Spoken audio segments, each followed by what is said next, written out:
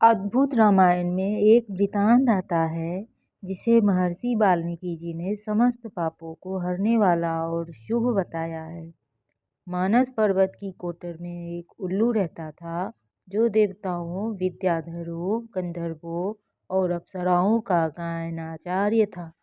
वह किस प्रकार गायनाचार्य के पद पर प्रतिष्ठित हुआ, इस बारे में देवर्षि नारद जी द्वारा पूछे जाने पर उसने पूर्व वृतांत बताते हुए कहा, हे नारद जी, भुवनेश नामक एक धर्मात्मा राजा था।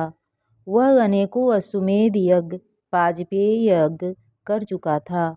उसने करोड़ों गायें, स्वर्ण, वस्त्र, रथ, घोड़े आदि दान किए थे।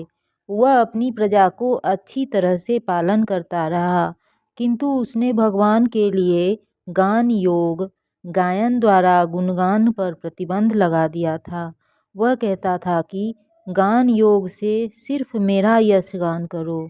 जो मेरे सिवाय किसी और का गुणगान करेगा वह मारा जाएगा। उसके राज्य में हरिमित्र नामक एक भक्त रहते थे।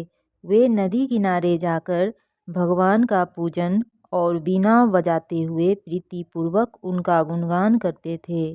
राजा भुवनेश को इस बात का पता चला तो उसने अपने सैनिक भेजे। उन्होंने हरिमित्र की भजन पूजन की सामग्री नष्ट कर दी और उन्हें बंदी बनाकर राजा के सामने ले आए। सत्ता के मद में चूर हुए एवं चापलूसों की चाटुकारिता से अत्यंत घमंडी बने भुवनेश ने हरिमित्र का सबके सामने खूब अपमान किया। उनका धन छीनकर उन्हें राज्य से निकाल दिया। समय बलवान है। कुछ समय बाद राजा मर गया। अपने कर्मों के फलस्वरूप वह उल्लू बना। सर्वत्र गति करने वाला होकर भी वह थोड़ा सा भी भोजन प्राप्त नहीं कर सका। भूख से अत्यंत आर्त, खिन्न और दुखित होता हुआ यमराज से कहने लगा, हे देव, मैं भूख से अत्यंत पीड़ित हूँ।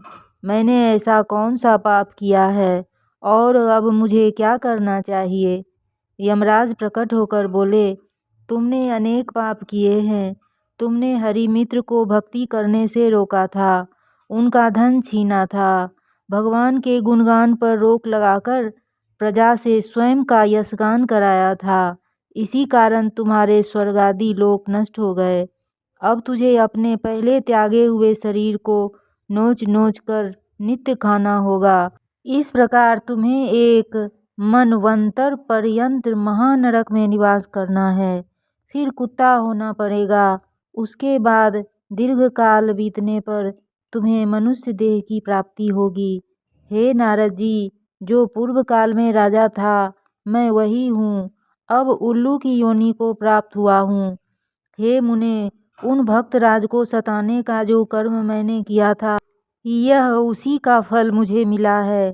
तभी से मैं इस पर्वत की कोटर में रह रहा हूँ। मुझे भूख लगने पर खाने हेतु मेरा ही मृत शरीर मेरे सामने उपस्थित हो गया। मैं भूख से व्याकुल होकर जब उसे खाने को तैयार हो गया, तभी दैव योग से सूर्य के समान प्रकाशमान विमान पर आरूढ़ विष्णु दूतों के साथ हरिमित्र यहाँ आए। उन्होंने मुझे मृतदेह के पास देखा तो दयापूर्वक पूछा, हे उलूक, यह शरीर तो राजा भुवनेश का दिखाई दे रहा है। तुम इसका भक्षण करने को क्यों उद्यत हो? मैंने उन्हें प्रणाम किया और अपना समस्त वृतांत विनयपूर्वक कहा। पूर्व काल में आपके प्रति जो अपराध मुझसे बन गया था, यह उसी का फल है। इसके बाद मुझे कुत्ते की योनि मिलेगी। उसके पश्चात मनुष्य जन्म मिलेगा। दयालु हरिमित्र करुणा से भरकर बोले, हे उलूक, तुमसे जो अपराध हुआ था मैं उसे क्षमा करता हूँ। यह शव अब अंतर्धान हो और तुम स्वान भी न बनो। मेरे प्रसाद से तुम्हें गान योग की उपलब्धि होगी और भगवान की स्तुति गाने के लिए तुम्हारी जिह्वा अस्पष्टता को प्राप्त होगी। तुम देवताओं, विद्याधरों, गंधर्वों और अप्सराओं के गायनाचार्य होकर विविध भांति के भक्ष्य भोज्यों से संपन्न हो जाओगे। इसके पश्चात कुछ ही दिनों में तुम्हारा सब प्रकार से कल्याण होगा। हे द्विज, हरिमित्र के ऐसा कहते ही वह नारकीय दृश्य लुप्त हो गया। महापुरुषों की ऐसी ही करुणामयी प्रवृत्ति होती है। वे अपराध करने वालों के भी दुखों को नष्ट कर देते हैं। इस प्रकार हरिमित्र अमृतमय वचन कहकर हरिधाम को गए। हे नारद जी, इस प्रकार मुझे गायनाचार्य का पद प्राप्त हुआ। जरा सोचिए, जब भगवान को प्रीति पूर्वक भजने वाले एक भक्त को सताने से ऐसी दुर्गति हुई, तो भगवान के परम प्रिय ब्रह्मज्ञानी संतों को सताने से कितना भयंकर दोष लगेगा और कैसी दुर्गति होगी। सताते समय पता न भी चले तो भी उस कर्म का फल तो भुगतना ही पड़ता है। अनेक नीच योनियों में जाना ही पड़ता है। नीच योनियों की सृष्टि ही ऐसे महापापों के फल भोगने के लिए हुई है। कोई शास्त्र पुराणों को पढ़कर देख ले, संत अपमान के महापाप के फल से कोई नहीं बचा सकता, पर सच्चे दिल से उन्हीं से क्षमा याचना कर ली जाए तो वे क्षमा भी कर देते हैं। संतों के अपमान से मनुष्य तबाही की खाई में गिरता है तो संतों की कृपा से ऊपर भी उठता है।